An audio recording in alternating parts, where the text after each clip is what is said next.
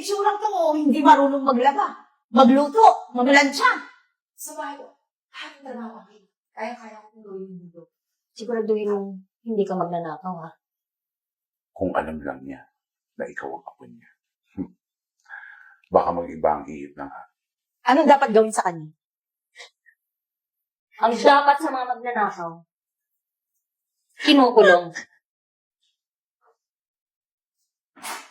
Uy, pasok! Brian! Pasok lang po. Salamat. Saan ba galing yan? Galing ko sa bahay. Guilty ba? O siya, magsipo mo na kayo dyan. Salamat, Brian. Uy, baka nauulo ko kayo. Baka gusto mo na rin. Pagkahay ko kayo. May gusto ba? Meron. Ang gusto ko. Sige na yan. Sure. Ikaw, ano gusto mo? Juice or tubig soft drinks? Ay, okay lang po ako. Galing ako sa biyahe. So, parang, O siya, sige na. Alis mo nga pag may kailangan mo ito. Atin niyo, ha? sige. Sige. Aber. At sino nagpahintulot na umupo kayo sa sopa? Kayo. At sino ng babae ko? Si Eden. Sino siya? Siya po munang papalit sa akin. Mapapakasyon ko sa siya. At sino naman nagpahintulot sa iyo na magbabakasyon ka? Madam, emergency po. Pero naturuan ko naman po na siya kung ano pong gagawin. Marunong naman po siya sa mga gawain bahay. Sa itsura to, hindi marunong maglaba, magluto, mamalansya. Kaya mo bang gawin yun? Opo, madam. Sa bahay ko, kahit trabaho ako, kaya-kaya kong gawin dito. Kaya niyo po, madam. And who is this? Si Osang.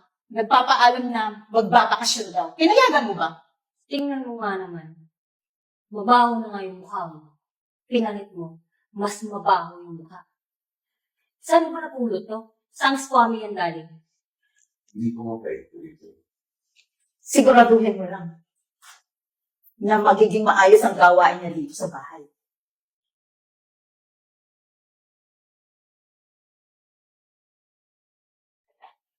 Marap ka nga. Alam mo, ang bigat ng pakiramdam ko sa'yo. Parang ikaw yung magdadala ng bad vibes sa bahay namin. Siguraduhin mong hindi ka magnanakaw, ha?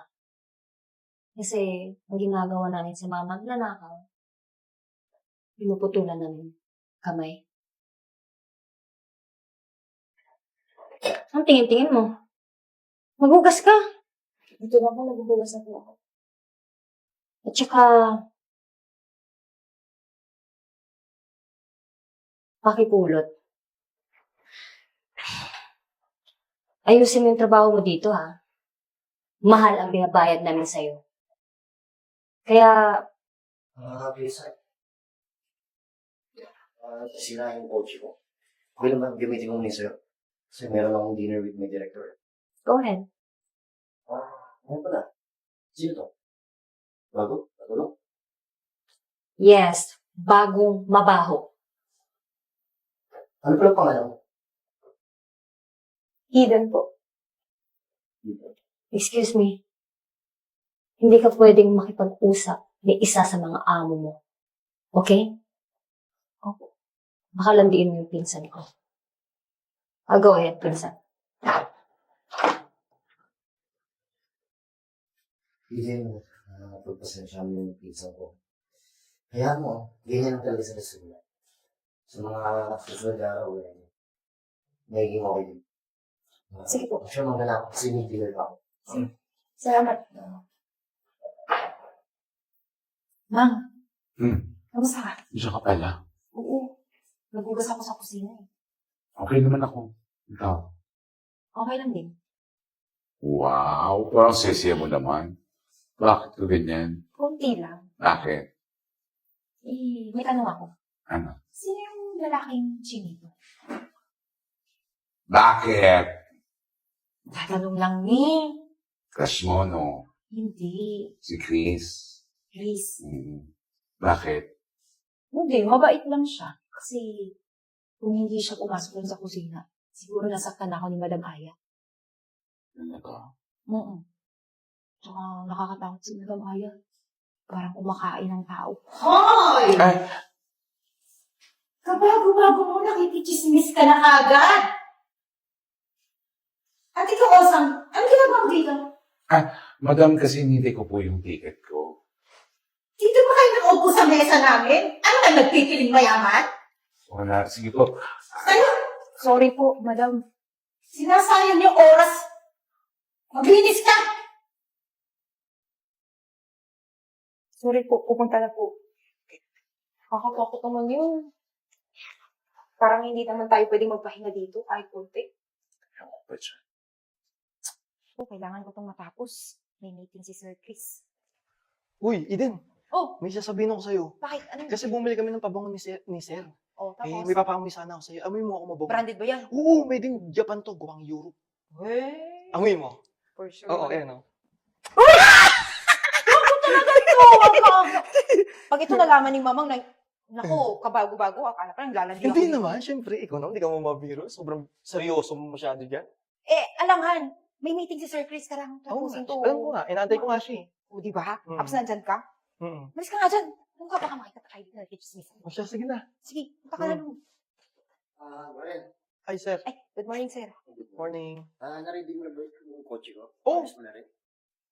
Eh, sir, bisan nyo, baka malate na kayo. Oo. Brian, pwede ko ba paki-ready na yung kotse ko sa harap ng bahay? Opo, sige po. Gusto tawagan mo na lang ako pag nakaready na. Sige. Para pagbiyahin ako. Oh, sige po, sir. Okay, Ben? Opo, kanina pa po. Inagahan ko talaga para hindi kayo mag-lead, sir. Tulungan mo? Opo, okay lang. Ayun mo. Yan. Yan, okay lang po.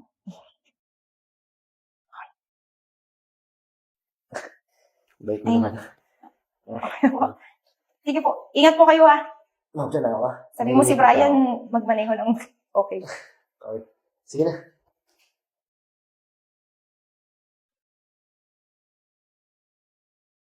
Oh, nangyari sa sala. Ang gulo-gulo.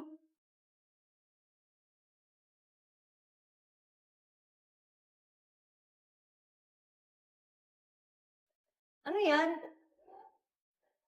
Ba't ang kalat ng sala namin? Hindi ko po alam eh, pagdating ko magulo na. Kakalinis ko lang po kanina bago ako umalis. Paano hindi mo alam? Katulong ka dito. Bobo mo talaga eh, no? Ha? Saan ka galing? Ba't hindi mo alam yan? Namalengke po ako eh. Ah, namalengke. So ano yan? Pagkain? Opo. Saan dapat nilalagay yung pagkain? Sumagot! Sa kusina. Eh, ba't andyan yan? Eh kasi, gusto kong linisin muna to eh. Nakita ko makalat, alam ko namang ayaw nyo nang makalat. Kasi, yung galing sa palengke, madumi. Yung madumi, saan nilalagay? Sa basura, di ba? Ba't yan yung nakalagay? Ha? Dapat nandun yan! Sa kusina! Kasi kayo, mga pobre, iisa yung sala at kusina. Di ba? Tsaka hindi pa yan. Alam mo, katulad mong basahan, malandi, dapat sa'yo, tinatapon palabas. Malis ka dito. Ayoko nakikita kita. Ito? Binili mo to? Tapon mo yan. Madumi yan. Malis ka sa harap ko!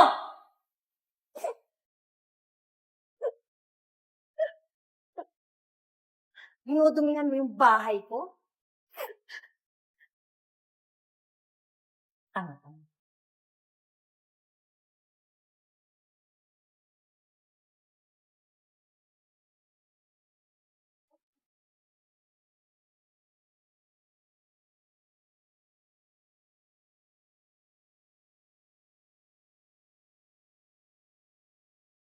Sino ma?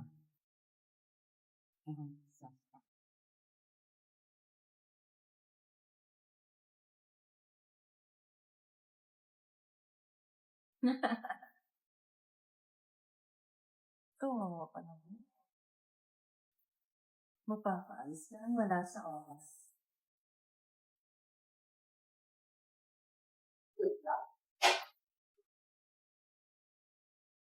Apo, nawawala yung alahas, yung kwintas ko.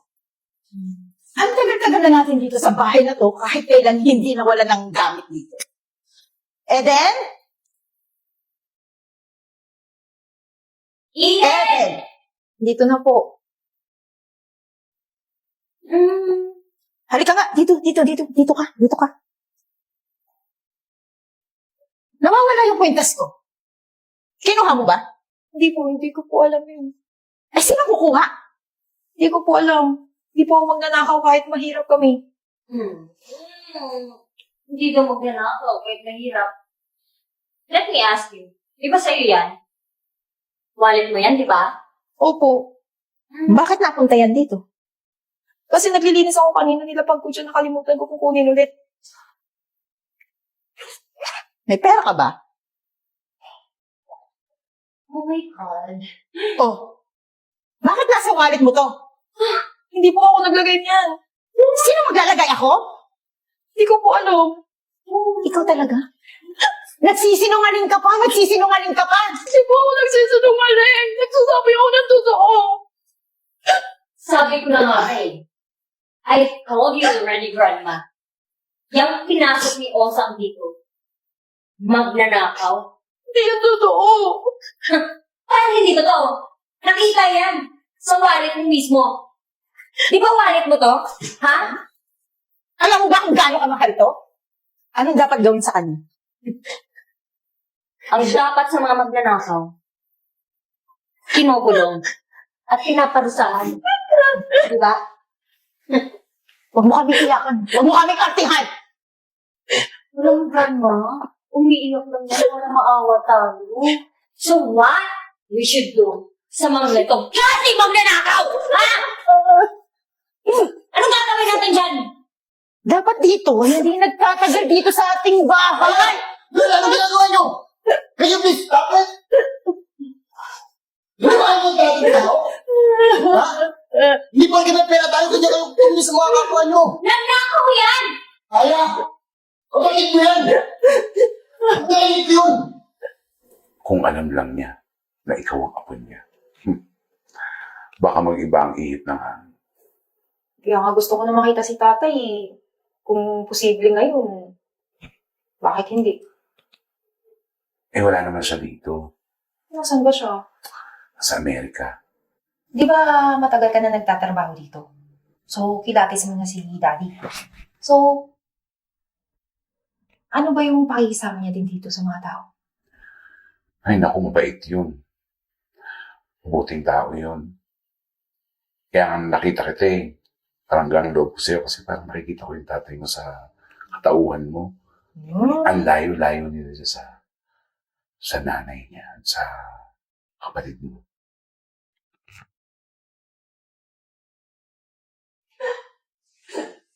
Narinig ko yung usapan nila ni Osang.